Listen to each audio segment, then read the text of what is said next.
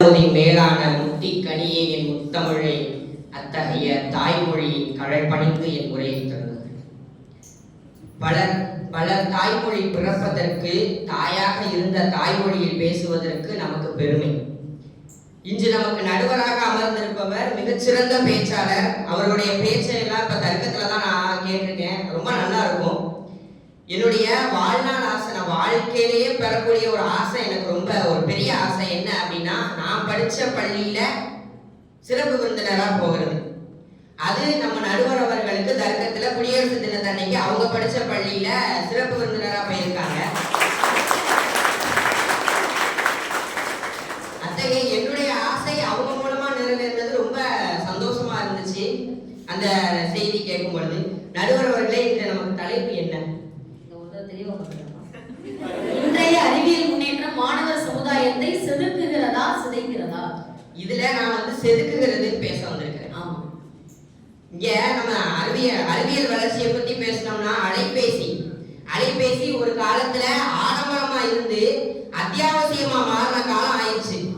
அப்படிதான் எங்க ஊர்ல ஒரு திருமணம் நடந்துச்சு. புதுமண தம்பதிகள் வெளியூருக்கு கிளம்பி போறாங்க. அப்ப புது அலைபேசி வேற வாங்கியிருக்கிறாரு அந்த மாப்பிள்ள. ஊருக்கெல்லாம் போயிட்டு அங்க இருந்து போன் அடிக்காரு. என்ன நீ கூட வரலையா? மனைவியை கூப்பிட்டுட்டு போகல, மனைவிக்கு பதிலாக அலைபேசி எடுத்துட்டு போயிட்டாரு. அப்ப அந்த அளவுக்கு அலைபேசி நம்ம கிட்ட ஒரு பிணைப்பை ஏற்படுத்தி இருக்குன்னா அவர் தெரியாமலாம் போயிருக்க மாட்டாரு.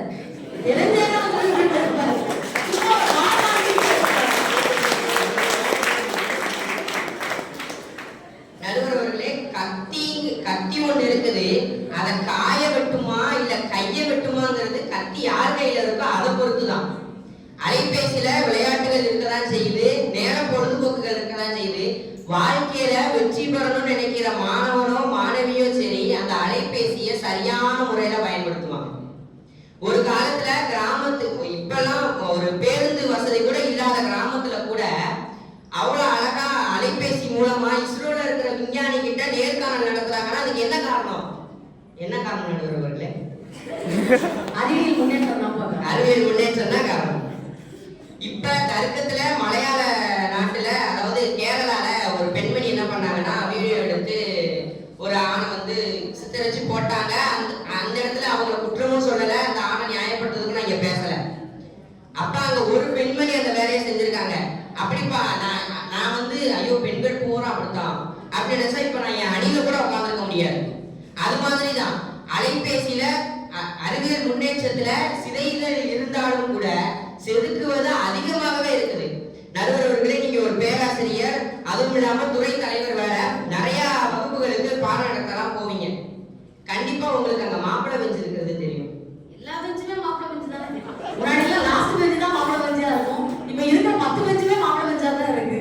சரி, அப்ப அந்த மாப்பிளை பெஞ்சுல ஒரு நாள் எங்களுக்கு பேராசிரியர் பாடம் நடத்த வந்தாங்க. அவங்க உள்மதிப்பீட்டு தேர்வுக்குரிய பகுதியை முடிச்சிட்டாங்க. படிக்க சொன்னாங்க. படிக்க சொல்லிட்டு முன்னாடி நின்று பேசிட்டு இருக்கிறாங்க. நீங்க தான் படிக்கணும், உங்க பேரண்ட்ஸ் எல்லாம் ரொம்ப கஷ்டப்பட்டு படிக்க வைக்கிறாங்க அப்படிலாம் சொன்னாங்க. அப்ப அந்த மாப்பிளை பெஞ்சுல இருக்கிறப்ப பேசிக்கிட்டு இருந்தாங்க. பேசிட்டு இருக்கும்போது விறுவிறுன்னு பேராசிரியர் வந்தாங்க. வேமா டேய், உனக்கு தானே நான் சொல்லிக்கிட்டு இருக்கேன், நீ பாஸ் ஆகணும்ல, படிக்கணும்ல, உன் பேரண்ட்ஸ் கஷ்டப்படுறாங்கல்ல அப்படின்னு பேராசிரியர் சொன்னாங்க. அதுக்கு அந்த பையன் எழுந்துச்சு சொன்னான், எங்க பேராசிரியரால ஜீர்ணிக்கவே முடியல. சரி மேம், நான் படிச்சிருவேன், ரேங்க் ஹோல்டர் ஆயிடுவேன், என்னைய இன்டர்வியூ எடுக்காம என்னுடைய தனித்திறமைகளை பார்க்காம எனக்கு இப்பவே வேலை தருவீங்களான்னு கேட்டான். அதுக்கு அவங்க சொன்னாங்க, ஒண்ணுமே பேச மாட்டேன், யாரா பேச முடியும்னு போயிட்டாங்க. அப்ப அவனுக்கு தனித்திறமை இருந்தாதான் வேலை கிடைக்கும்னு தெரிஞ்சது எதனால? அறிவியல் முன்னேற்றத்தினால. இப்ப பெண் குயின் ஒண்ணு இப்ப இன்ஸ்டாகிராம்ல நல்லா ஃபேமஸா இருக்கு. நான் இருந்த அந்த மாதிரி வார்த்தைகள்லாம் பெண் குயின், மயில், அது என்ன நினைச்சோ பாவம், குடும்ப கஷ்டத்தை நினைச்சிட்டு அது என்ன நினைச்சோ நீங்க என்ன சொல்றீங்களா?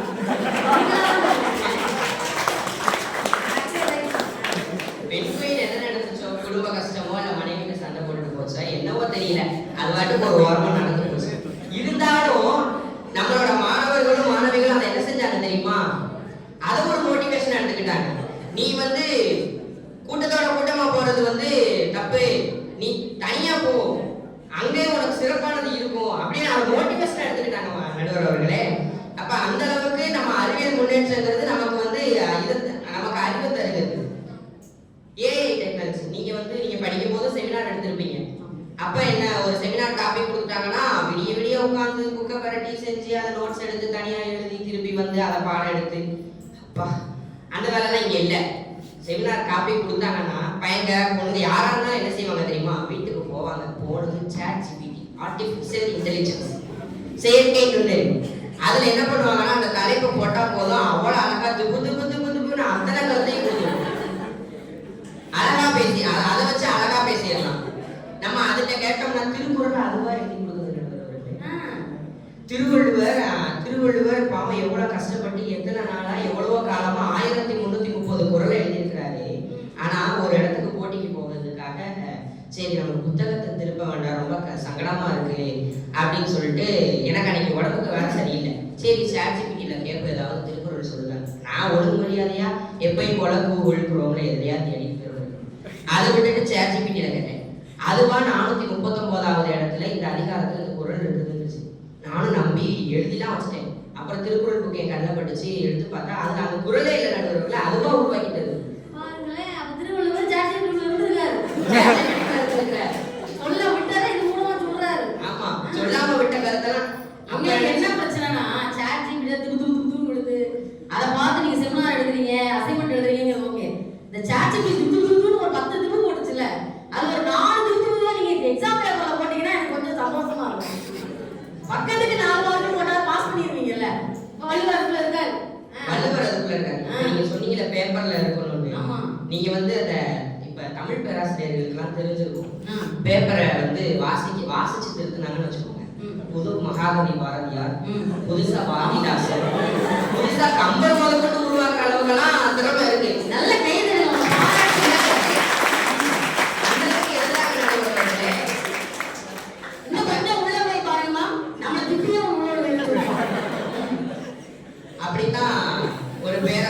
ஒரு ஆசிரியர் வந்து பேப்பர் திருத்துறாங்க. திருத்தும் போது 40 பக்கம் நடுவர்கள் 40 பக்கத்தை திருப்புறான். படிச்சது 4 பக்கம் தான் இருக்கும், படிக்காம 40 பக்கம். அவ்வளவு அழகா என்ன எழுதிருக்கான்? திருப்புக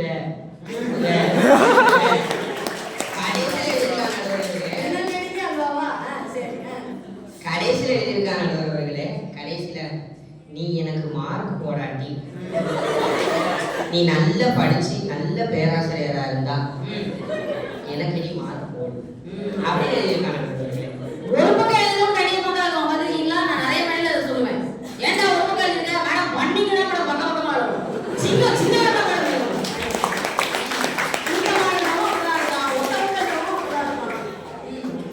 அப்ப இங்க ஏஐ டெக்னாலஜி அவ்வளவு தூரம் வளர்ந்து நடுவர்களே. அப்ப அதுவே நமக்கு திருக்குறளை வழங்குதுன்னா அப்ப திருவள்ளுவர் எதற்குன்ற அளவுக்குலாம் அது போயிடுச்சு. இருந்தாலும் அவ்வளவு தூரம் நமக்கு அறிவியல் முன்னேற்றம் கிடைச்சிருக்கு நடுவர்களே. கல்லாக பிறக்கும் குழந்தையை செதுக்கி சிலையாக மாற்றுவது ஒரு புறம் பேராசிரியர்கள் ஆசிரியர்களாக இருந்தாலும் மறுபுறம் அறிவியல் முன்னேற்றம் இருக்கின்றது என்று நான் கூறுகிறேன். இதுக்கெல்லாம் கைத்தட்டும்.